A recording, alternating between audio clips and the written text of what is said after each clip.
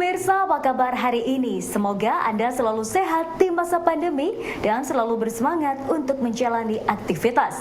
Bagi pemirsa yang harus tetap bekerja di luar rumah, jangan lupa untuk menggunakan masker. Hari ini, program Berita News Point hadir menjumpai Anda bersama saya, Khairunisa. Selama 30 menit ke depan, News Point akan menyajikan berita terbaru seputar Universitas Brawijaya dan Malang Raya. Jangan kemana-mana, keep on our channel News Point.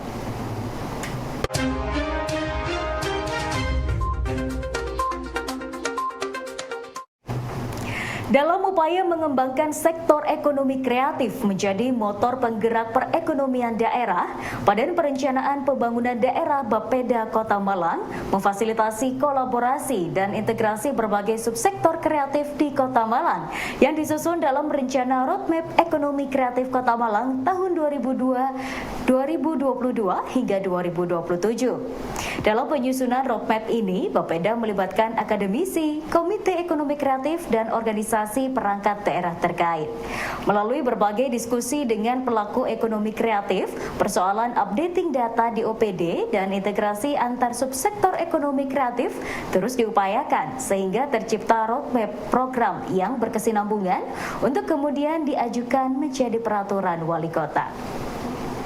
Jadi konteks ekonomi kreatif itu kata kuncinya batasannya adalah ada sesuatu kegiatan, aktivitas yang memang dapat meningkatkan nilai tambah secara ekonomi. Contoh untuk subsektor, katakan di subsektor kalau di Dinas itu ada kebudayaan ya, itu adalah pembibitannya. Sekolah-sekolah, ya, dinas sosial itu pembibitan pengkaderan. Pada saat di situ ada yang unggul, ada nilai tambah, maka itu akan diampu lebih lanjut, baik itu dinas di Porapar atau Kopinda. Tentunya yang mengampu nilai tambah membrandingnya, bagaimana meningkatkan kualitasnya sehingga ada nilai tambah ekonomi, maka perlu kolaborasi. Tolong ini catatan kita semua bersama. Tidak ada satu kegiatan pun tanpa kolaborasi. Ojo nafsi dewe-dewe. Begitu juga untuk subsektor, begitu juga untuk dinas. Tolong konteks contoh saya tadi, kebudayaan membina pada saat ada yang nilai unggul terkait irisan subsektor ekonomi kreatif, maka bermitralah dengan Porapar, bermitralah dengan Kopindak dan selanjutnya.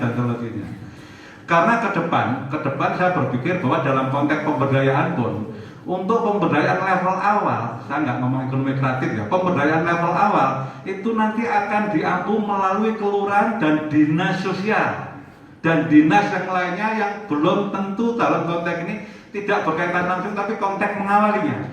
Tetapi pada saat dia sudah bisa jalan dan lari, maka kalau namanya usaha ekonomi katakanlah berarti ada di Kopindak dan selanjutnya. Penetapan gamelan sebagai warisan budaya tak benda oleh UNESCO sejak 15 Desember 2021 kemarin disambut gembira oleh seniman gamelan di Kota Malang. Nur Hanif, salah satu seniman karawitan dan pengajar di Sanggar GSA, menyebutkan penetapan ini sebagai angin segar bagi seniman. Hanif menyebut seniman gamelan membutuhkan apresiasi dari aktivitas mereka selama ini sehingga penetapan dari UNESCO menjadi secercah harapan bahwa eksistensi gamelan akan terus berlangsung. Seniman gamelan merasa sangat senang sekali karena dengan adanya penetapan gamelan sebagai warisan budaya tak benda itu otomatis bagi pegiat gamelan merupakan sebuah angin segar. Artinya ada secercah harapan bahwa gamelan akan terus eksis, akan tetap eksis, didukung dengan adanya penetapan oleh UNESCO. Karena mau tidak mau, kami sebagai penggiat gamelan itu butuh semacam apresiasi, nah, seperti itu, Mas. Jadi adanya penetapan gamelan itu ya sebuah harapan baru tentang gamelan yang belakangan ini agak kurang diminati, agak kurang disenangi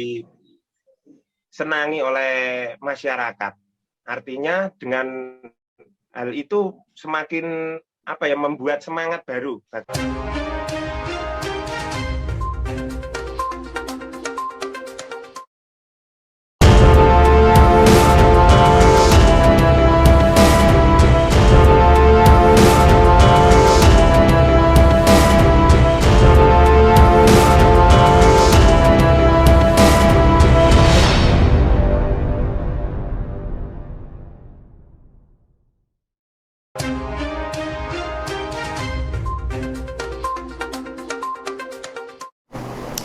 Pelaku usaha yang bergerak di industri kreatif dari bahan daur ulang di Kota Malang perlu memperkuat branding produknya sehingga dapat memiliki pasar yang kuat.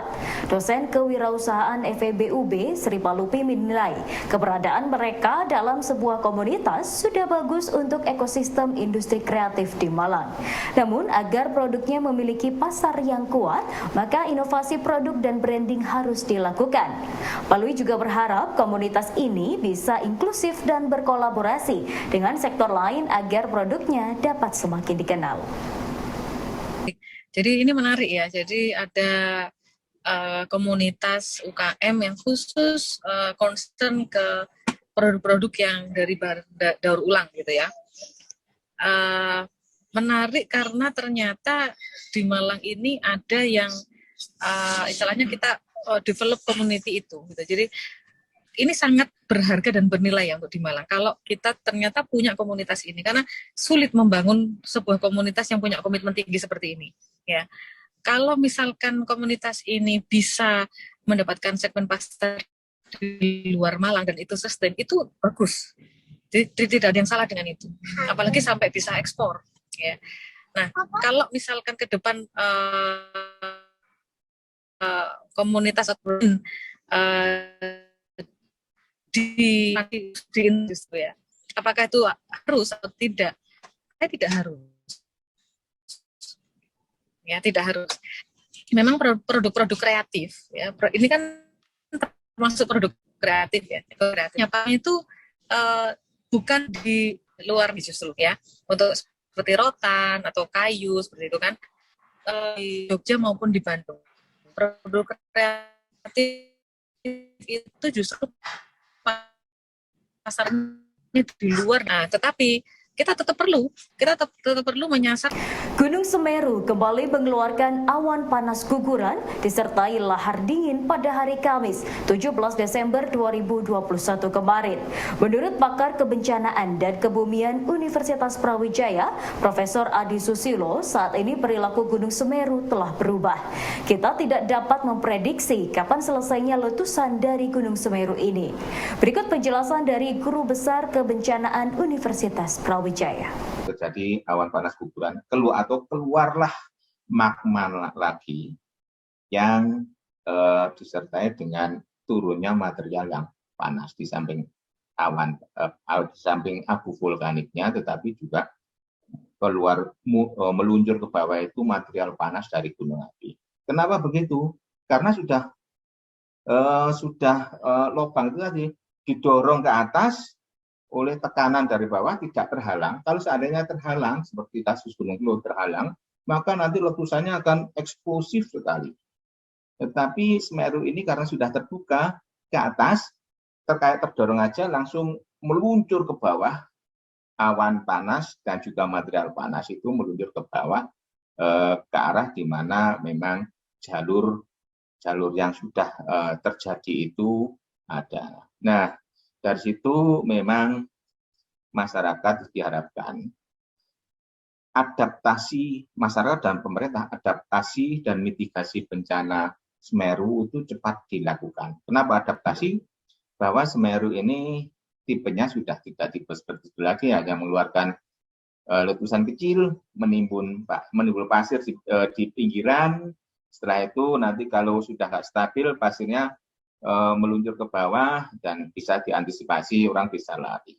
Sekarang nampaknya Semeru mempunyai perilaku yang sudah berbeda, yaitu panas dari bawah dan juga material dari bawah terdorong ke atas, nanti menyebabkan sekitar puncak gunung yang ditempati oleh material pasir itu enggak stabil, sehingga langsung meluncur ke bawah.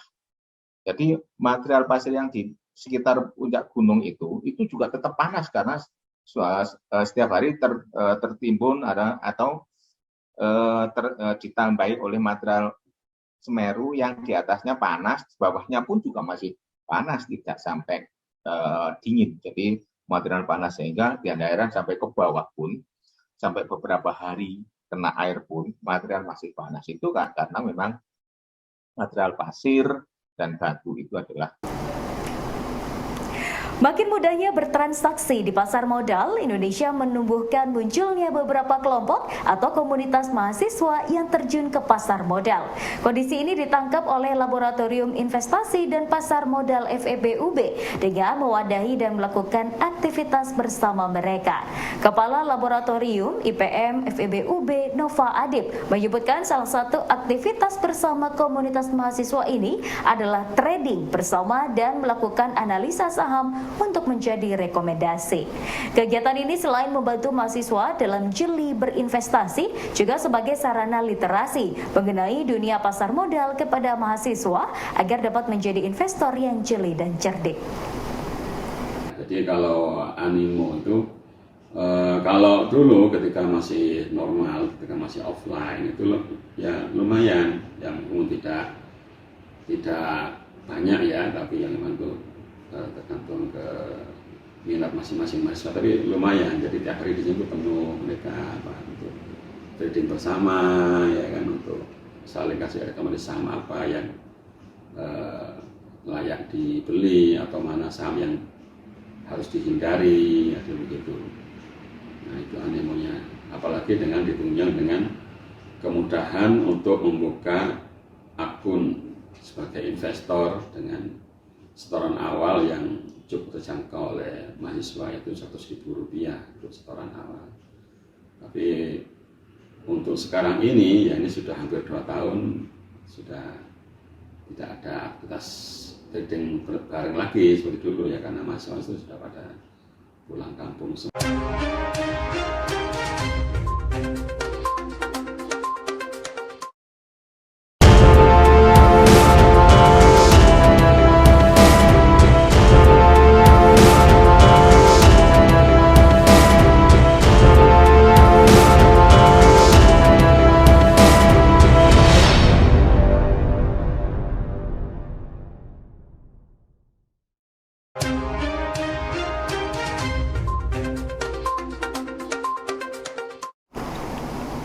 Anggaran yang tidak besar tidak menghambat bagi FTPUB untuk tetap membangun prestasi mahasiswa di berbagai bidang dan level. Wakil Dekan Bidang Kemahasiswaan FTPUB, Yusuf Hendrawan mengaku tidak ada korelasi antara besarnya anggaran dengan prestasi mahasiswa. Dirinya mengaku menggunakan anggaran dengan efisien dan transparan. Anggaran yang ada diketahui oleh lembaga mahasiswa untuk besaran dan alokasinya. Dengan demikian, para mahasiswa dapat mengukur dan merancang kegiatan sesuai dengan anggaran yang ada. Yusuf menyebutkan kegiatan mahasiswa harus didukung penuh agar mereka merasa mendapat perhatian dan bangga dengan kegiatan yang mereka lakukan sehingga bisa fokus untuk meraih prestasi. Dari sisi anggaran ya di kemahasiswaan FTP termasuk yang rendah. Ya, jadi saya tidak bisa kalau misalnya ditanya, Pak, apakah prestasi itu berkorelasi dengan anggaran? Tidak. Anggaran saya tidak terlalu besar, tapi saya transparan.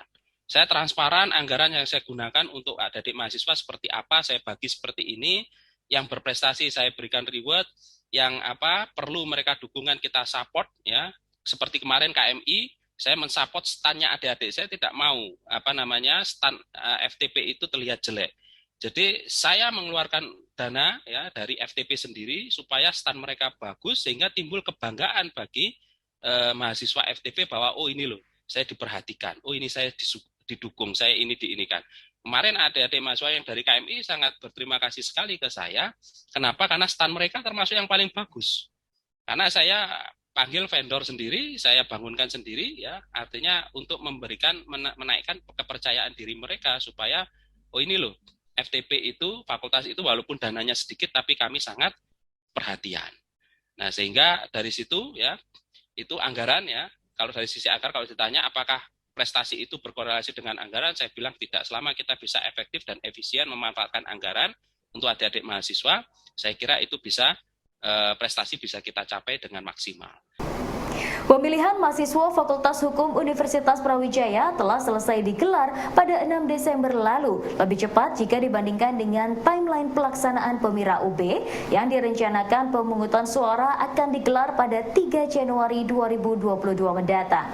Ketua Pelaksana Faradisha Riris Nabila mengatakan, hal ini karena permintaan dekanat yang meminta pelaksanaan pemilu dilakukan sebelum UAS dan juga karena pemilu FHUB tahun ini bersifat aklamasi, yakni hanya dengan satu pasang calon presiden dan wakil presiden serta 13 calon DPM.